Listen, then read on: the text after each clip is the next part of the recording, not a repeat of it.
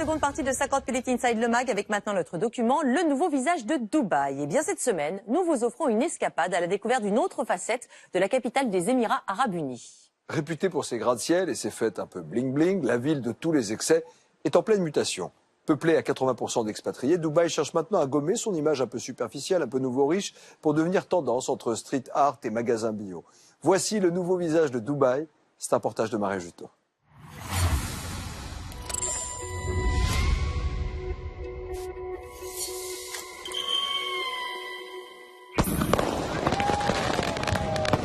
C'était il y a 3 semaines et Dubaï a encore frappé fort.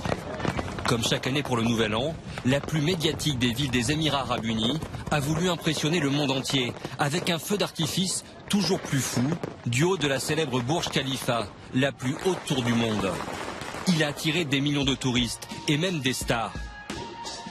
Matt Pokora était de la partie. Iris Mittener, Miss France 2016, elle aussi y a passé les fêtes de fin d'année, fascinée par cette ville à la folie des grandeurs et ses attractions sans limite. Des îles artificielles, de larges avenues, des tours plus impressionnantes les unes que les autres et des voitures de sport à chaque coin de rue. La réputation sulfureuse de ce petit territoire du Moyen-Orient a fait le tour de la planète grâce à ses centres commerciaux luxueux et ses fêtes bling-bling où l'alcool coule à flot. Ici, toutes les folies sont permises. Comme de prendre un verre dans un bar polaire à moins 18 degrés quand il en fait 30 à l'extérieur. Ça caille à Dubaï! Ce Dubaï-là et son extravagance, ce n'est pas celui d'Emma Soko, une Française, expatriée comme 80% de la population ici. Arrivée il y a 6 ans pour suivre son mari banquier d'affaires, elle est devenue aujourd'hui l'une des personnalités incontournables de Dubaï, l'une de celles qui est en train d'en faire changer le visage. Tout est très différent, on arrive dans cette ville avec voilà, des autoroutes partout, des constructions partout, on se repère au départ un peu difficilement. Puis il n'y a pas de trottoir, il n'y a pas la vie, on ne marche pas dans la rue. Dès qu'on a besoin d'acheter une salade, on prend sa voiture. Mais c'est vrai que je me suis mise vite à travailler en arrivant parce qu'il fallait meubler et puis j'avais envie de m'occuper surtout. Businesswoman dans l'âme, Emma Soko décide alors de se lancer un défi. Bousculer les habitudes locales en créant le tout premier concept store de Dubaï. Dans le quartier très touristique de Jumeirah, célèbre pour sa magnifique plage et sa tour mythique en forme de voilier, la Burj El Arab. Voilà le comptoir. Le comptoir 102 ouvre en 2012. Dans un décor qui détonne au pays du clinquant, son magasin réunit objets déco, meubles, mode et bijoux tendance du jamais vu à Dubaï. Donc les bijoux, on est dans un style très très différent de ce qu'on peut trouver ici. Des petits bijoux raffinés et un peu en dehors du côté bling ou en tout cas un peu ostentatoire qu'on peut parfois trouver ici. Ici, plein de petits objets et puis on arrive à la mode. Donc la mode, pareil, un côté très décontracté, un peu rock chic. Chez Emma Soko, pas de joaillier de luxe ni de marque haute couture comme dans les centres commerciaux alentours. Salut les gars, ça va? Mais le comptoir 102, c'est avant tout le premier marché et restaurant bio ouvert à Dubaï. Une petite révolution dans l'Émirat, au point de devenir une des adresses les plus courues de la ville et une escale pour les stars de passage, comme Joe Star l'année dernière. C'était un risque de tout d'un coup arriver dans le pays du junk avec du verre et des graines. On m'a dit mais non, tu n'y arriveras jamais. Et j'ai tenu bon, je me suis vraiment battue à peu près contre tous, je pense, à ce moment-là. Parce que j'y croyais. Et voilà, l'année dernière, on a gagné le prix du meilleur restaurant sain de Dubaï. Et donc ça, c'était ma grande fierté, je veux dire, je suis très heureuse de ça. Dans le menu à 22 €, des plats 100% bio, simples et savoureux. Une nouvelle façon de manger et de consommer qui séduit de plus en plus de clients à Dubaï. Ici, ils profitent de la terrasse, dans ce havre de paix, au milieu des tours de béton.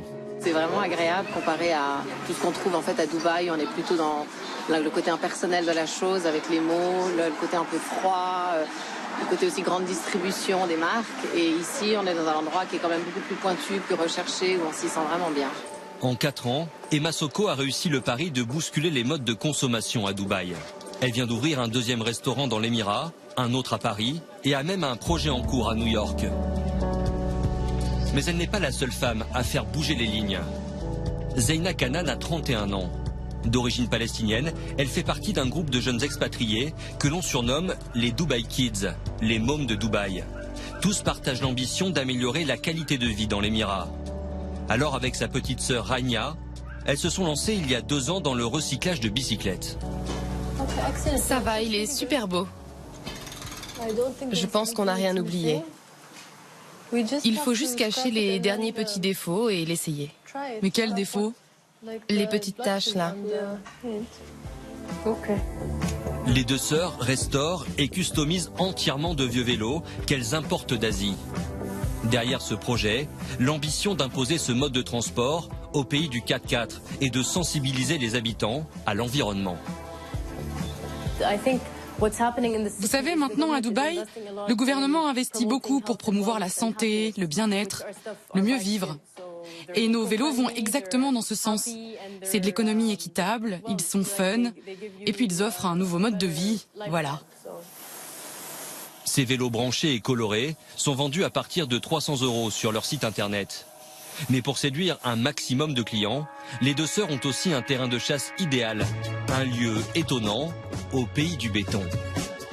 Au cœur de la ville, cerné par les buildings, l'un des plus grands parcs de Dubaï prend tous les vendredis des airs de Californie. Bienvenue au Hype Market. Dans ces allées, une centaine de stands de street food, de produits bio, de vêtements et autres gadgets. Un rendez-vous tendance pour de nombreux Dubaïotes qui viennent s'y détendre en famille le week-end venu. Pour Zaina et Rania, c'est l'occasion idéale de mettre en avant leur vélo fraîchement relooké. Oh, il est si mignon! Alors pour tous nos vélos, le panier est inclus, la dynamo, les phares, l'antivol bien sûr, donc pas de problème. Oh, je l'adore. J'en veux vraiment un. Nous aussi, on veut que vous en ayez un. Sur leur stand, les visiteurs défilent et les vélos séduisent particulièrement les expatriés d'origine européenne, comme cette Anglaise de Londres qui a un peu le mal du pays. C'est comme le vélo que j'ai chez moi à Londres. C'est presque le même. Et il me manque. Il ne faut pas oublier que 80% des gens qui vivent à Dubaï sont des expatriés qui viennent d'Europe, des États-Unis, d'Afrique ou d'Asie. Ici, les gens débarquent avec leur culture et ils ont envie de retrouver certaines habitudes, certains réflexes, parce qu'ils ont besoin de se sentir chez eux. Une population d'expatriés parfois un peu déboussolée dans cette ville champignon en chantier permanent. Alors pour les faire rester sur place le plus longtemps possible, le gouvernement cherche à doter Dubaï d'une âme culturelle, à l'opposé de son image superficielle.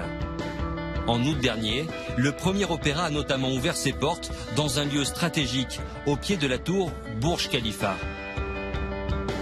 À l'intérieur, une salle de 2000 places qui accueille les plus grands spectacles de la scène internationale, sous-titrés en arabe.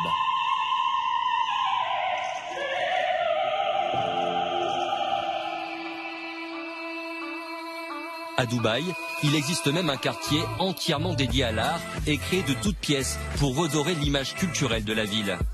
Il a vu le jour dans cette zone industrielle.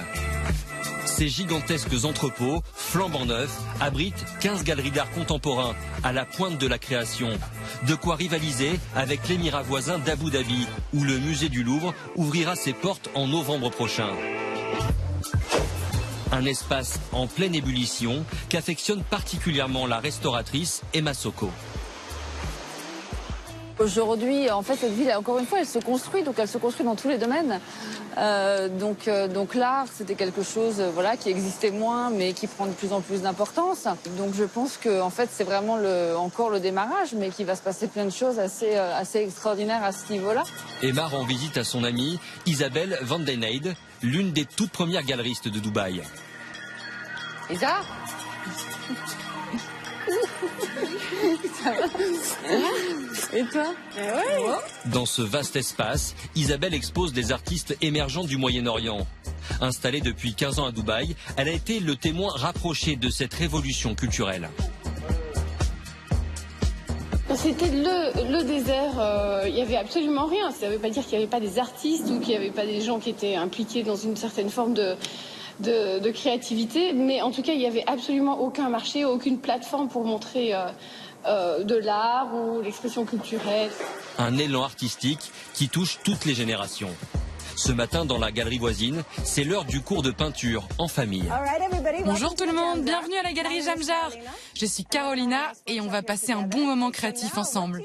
Alors, qu'est-ce que c'est ça devant vous? Et qu'est-ce qu'on va en faire? On va peindre. Alcercal Avenue, un quartier en pleine mutation, devenu le nouveau repère de la jeunesse branchée. Mais la ville offre encore bien d'autres possibilités. D'autres zones hors des sentiers battus que certains cherchent aujourd'hui à mettre en lumière. Nous sommes à quelques kilomètres des gratte-ciel, à Sharjah, un lieu essentiel dans l'histoire de Dubaï, puisque c'est ici que résident la plupart des ouvriers qui ont permis à la ville de sortir de terre. Ce matin, un shooting de mode plutôt inhabituel a lieu dans cet entrepôt de tracteurs. Excellent, génial. Allez, on y va. Ah, ça, j'aime beaucoup ce regard un peu mystérieux. Maintenant, je vais te prendre de plus près, ok? Manon, 29 ans, est française. Installée à Dubaï depuis 3 ans, elle est à la tête d'une agence média réputée à Dubaï. Avec sa maquilleuse, Kaya, 33 ans, elles ont organisé cette étonnante séance photo. Allez, du caractère, hein, Rémi. Tu nous donnes tout. Animal, animal. On est en mode animal aujourd'hui. Oui, regarde-moi de haut, très bien. T'es la reine du monde, parfait. Perché sur un tracteur, Très bien. Rémi prend la pose. Un décor industriel auquel le mannequin américain n'est pas vraiment habitué ici. Ah oui, c'est la première fois que je fais ça, c'est sûr. Je n'avais jamais posé sur un tracteur. C'est assez unique comme expérience. À Dubaï, on shoot toujours dans des décors luxueux ou en studio. Là, c'est différent, c'est vraiment cool. Une mise en scène choisie dans le but de casser les clichés que véhicule trop souvent Dubaï dans les magazines. C'est frais, c'est absolument génial. Je suis sûr que beaucoup de gens ici vont nous imiter. Vous savez qu'à Dubaï, personne ne s'est encore aventuré sur ce terrain. Ah oui, c'est très beau là. Excellent Rémi, génial. C'est exactement le style qu'il me faut. Fantastique. Fantastique. Super. Là, c'est le vrai Dubaï. C'est le vrai Dubaï que nous, on connaît parce qu'on vit ici depuis plusieurs années et qu'on a envie de montrer aussi aux gens que Dubaï, c'est pas la Burj Khalifa et les beaux hôtels. Il y a ça, bien évidemment, mais c'est pas notre quotidien. Il y a une âme quand même. Tout le monde dit qu'à Dubaï, il n'y a pas une âme. Il y a des quartiers dans lesquels il y a vraiment une âme. Et là, par exemple, là, c'est un endroit dans lequel il y a une âme.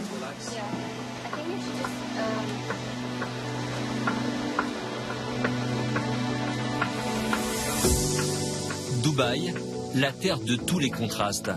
Un atout qui n'a pas échappé aux professionnels du tourisme, qui depuis quelques années proposent des expériences en décalage total avec l'image de la ville. À seulement 30 minutes du centre de l'Émirat, en plein désert, cette forteresse couleur sable abrite un hôtel 5 étoiles d'exception, le Bab Al-Sham. Ici, pas de building, ni de voitures de luxe à l'horizon, mais un retour aux origines, quand Dubaï était encore une terre intacte, peuplée par les nomades du désert. La gigantesque piscine, avec vue sur les dunes, offre un panorama unique dans la région, qui attire de plus en plus de touristes, comme Cyril et sa compagne Malika. Le couple originaire de Metz, dans l'est de la France, profite de 2 semaines de vacances dans l'Émirat.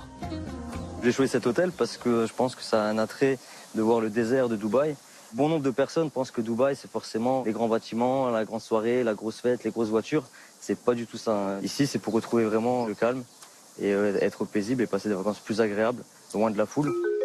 Construit sur le modèle des villages traditionnels bédouins, l'hôtel joue la carte du charme à l'oriental, avec ses 900 palmiers et ses oasis ombragées. À l'intérieur, les 110 chambres affichent un luxe simple et discret. Et l'hôtel dénote aussi par les activités qu'il propose. Aujourd'hui, Cyril et Malika ont opté pour la promenade en 4x4 avec un guide. Voilà à quoi ressemblait Dubaï avant, il y a 40 ans, à un grand désert. L'occasion de découvrir les animaux qui ont déserté depuis longtemps le centre-ville, comme ces oryx.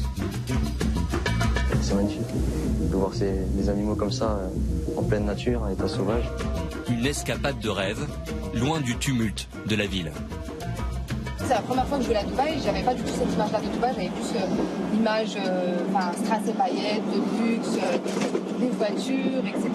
Je m'attendais vraiment à faire que des centres commerciaux, de la plage, de la piscine, mais je m'attendais pas du tout à faire du désert. Le Dubaï du luxe et de toutes les extravagances n'est pas mort, loin de là. Mais ce nouveau visage qui émerge permet à la ville d'attirer un nouveau type de touristes et d'expatriés aussi. Une autre façon de voir toujours plus loin, toujours plus grand. Et bien voilà, c'est terminé pour 50 minutes Inside le Mag. Merci de nous être toujours aussi fidèles. Juste après le